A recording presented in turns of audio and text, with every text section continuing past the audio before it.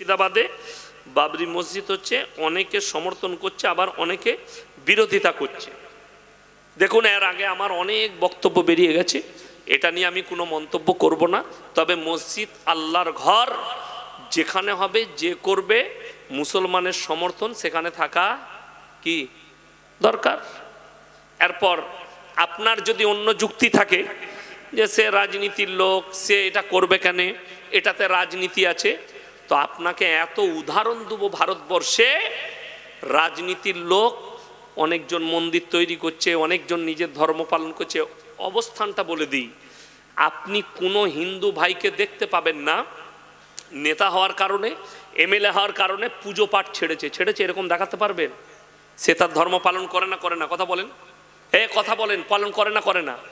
কিন্তু আমি আপনাকে 100টার মধ্যে 90টা মুসলমান দেখিয়ে দেব নেতা হওয়ার কারণে সে আর নামাজ পড়ে না, সালাম কালাম করে না। ঠিক বললাম না ভুল বললাম?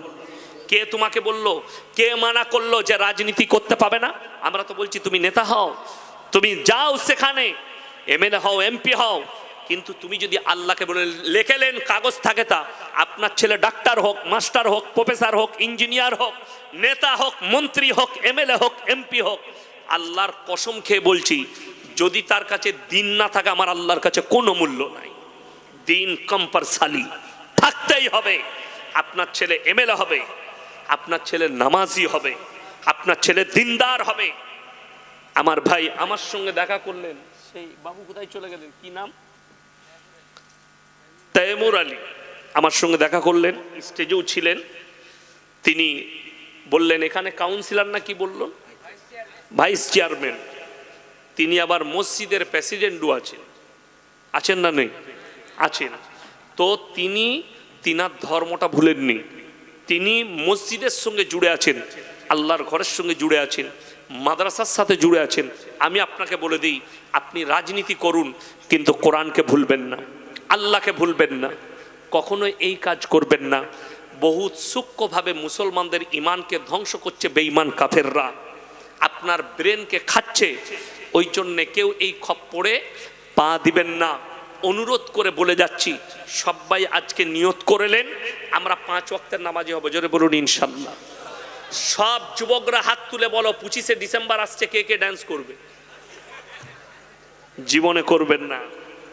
25শে ডিসেম্বর এই নিয়তে যদি কেউ কেক কিনে খায় যে আমি 25শে ডিসেম্বর কেক কিনবো, হারাম, সন্তানের মুখে হারাম খাবার তুলে দিবেন। মুসলমানদের 25শে ডিসেম্বর নাই, 1 জানুয়ারি নেই। আপনাদেরকে অনুরোধ করে বলছি, 1 জানুয়ারি কেউ পালন করবেন? বলুন ইনশাল্লাহ না। মুর্শিদাবাদের মাটিতে 1000টা দৌড়ের বাড়ি দাঁড়িয়ে আছে, লালবাগে নবাব সিরাজউদ্দৌলার বাড়ি। তার ঘরে ঘুরতে গিয়ে ভেতরে ঢুকে দেখে আসুন, তার যে তলোয়ারটা ছিল, এখনকার যুগে আমাদের মতো 4টা মরদু ওই তলোয়ার তুলতে পারবে না, 70 কেজির ওপরে ভারী। টিপু সুলতান হায়দ্রাবাদে তার তলোয়ার রাখা আছে 1 কুইন্টালের ওপরে ভারী। যে তলোয়ার দিয়ে তারা যুদ্ধ করত, আল্লাহ কত শক্তি দিয়েছিল। তারা শুধু সামরিক শক্তি নয়, আল্লাহ তাদেরকে শারীরিক শক্তিও দিয়েছিল।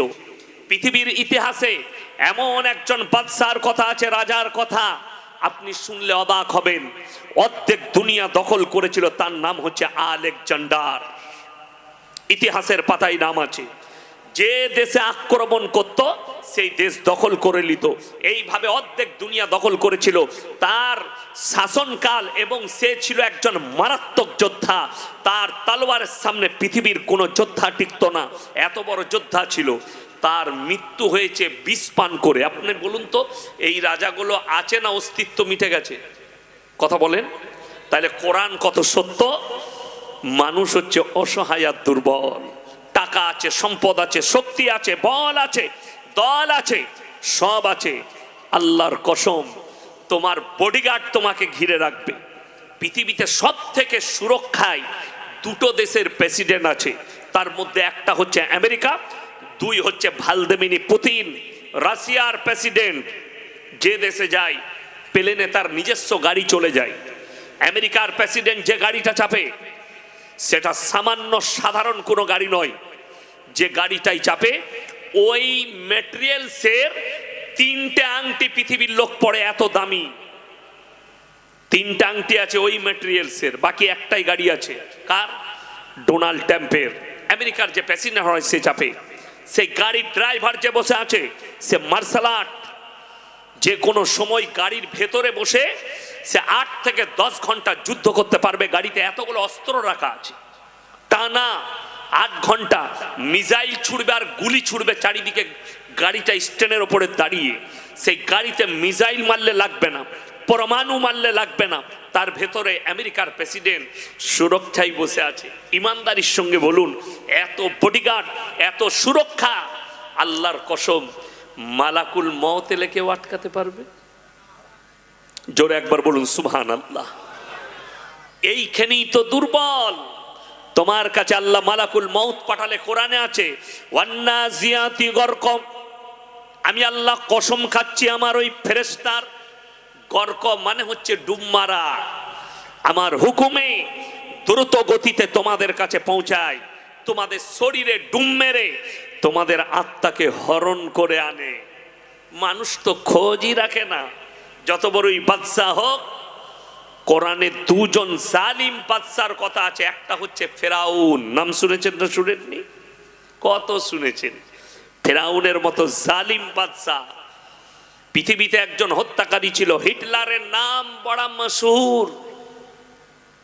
60 লাখ ইহুদিকে গ্যাস চেম্বারে ভরে হত্যা করেছিল। পৃথিবীর সেই যুগের রাজা বাদশারা, মুসলিমদের রাজারা বলল, আহা হা হা, এ তো বড় জালিম, ইহুদিদিকে হত্যা করছে। সব রাজারা মিলে, সব দেশ মিলে বলল, যখন ইসরায়েলের পাশে এতগুলো জায়গা পড়ে আছে আর ফিলিস্তিনের পাশে এত জায়গা পড়ে আছে, এদিকে একটু তাবু খিচিয়ে থাকতে দাও। ইসরায়েল বলে পৃথিবীতে কোনো দেশ ছিল না পৃথিবীর ইতিহাসে। তৈরি হওয়া মাল আশ্রয় দিয়েছে, আশ্রয় শিবিরে তারা ছিল। ওই জায়গা হচ্ছে ফিলিস্তিনের। মুসলিম রাজারা যখন আশ্রয় দিল, হিটলার বলেছিল, এই যে কটাকে আশ্রয় দিয়েছে